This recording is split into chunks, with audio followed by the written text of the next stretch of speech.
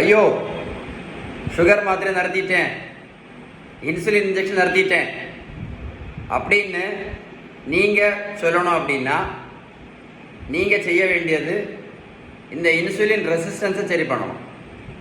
இந்த இன்சுலின் ரெசிஸ்டன்ஸை நீங்கள் சரி பண்ணினீங்கன்னா சுகர் மாத்திரையை நிரந்தரமாக நிறுத்தலாம், இன்சுலின் இன்ஜெக்ஷன் நிரந்தரமாக நிறுத்தலாம், பிபிக்குள்ள மாத்திரையை நிரந்தரமாக நிறுத்தலாம், கெட்ட கொலஸ்ட்ராலுக்குள்ள மாத்திரையை நிரந்தரமாக நிறுத்தலாம்.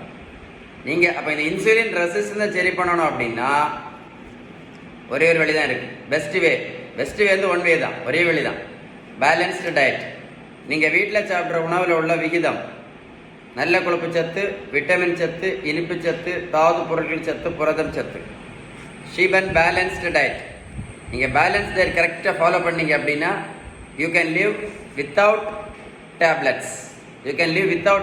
இல்லை அப்படின்னா ஒரு நாளைக்கு நீங்கள் 4 டேப்லெட்ஸ் சாப்பிட்டீங்க அப்படின்னா ஒரு வருஷத்துக்கு மட்டும் 1460 டேப்லெட்ஸ் நீங்கள் சாப்பிட்டுட்டே இருக்கணும். சாப்பிட்டா மட்டும் இல்லை, எந்த நோயும் சரியாகாது. தேவையில்லாத இந்த இன்சுலின் ரெசிஸ்டன்ஸ் சரியாகலை அப்படின்னா எந்த காம்ப்ளிகேஷன் வர்றதும் தடுக்க முடியாது.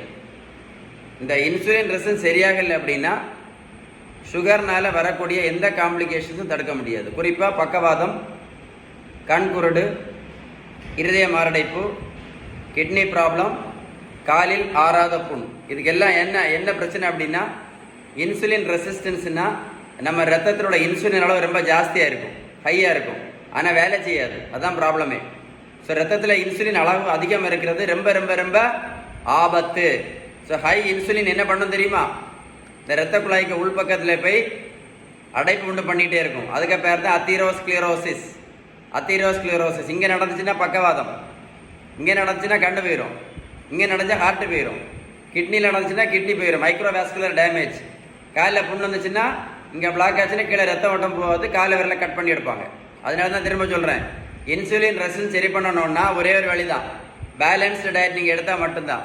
உணவில் உள்ள விகிதம் கரெக்டாக இருக்கணும். உங்களுக்கு ஷீபன் பேலன்ஸ்டு டயட். ஏதாவது டவுட் இருந்தால் கண்டிப்பாக கால் பண்ணி பேசுங்க. இந்த வீடியோ சேவ் பண்ணி ஒரு கூட போட்டு கேளுங்க. நான் சொன்ன விஷயம் கரெக்டாக இருந்தால் ஒரு லைக் பண்ணி, மாத்திரை நிறைய சாப்பிட்டுட்டு இருக்காங்கல்ல அவங்களுக்கெல்லாம் ஷேர் பண்ணி கொடுங்க, நிறைய பேருக்கு யூஸ்ஃபுல்லாக இருக்கும். கரெக்டாக இல்லையா?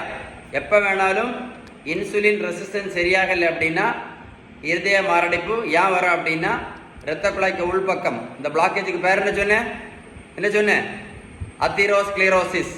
உங்களுக்கு பேலன்ஸ் டயட்டை பற்றி ரொம்ப டீட்டெயிலாக உங்களுக்கு வேணும் அப்படின்னா கமெண்டில் டயட் DIET டயட்டுன்னு மெசேஜ் பண்ணுங்கள். நான் கண்டிப்பாக உங்களுக்கு ரிப்ளை பண்ணுவேன்.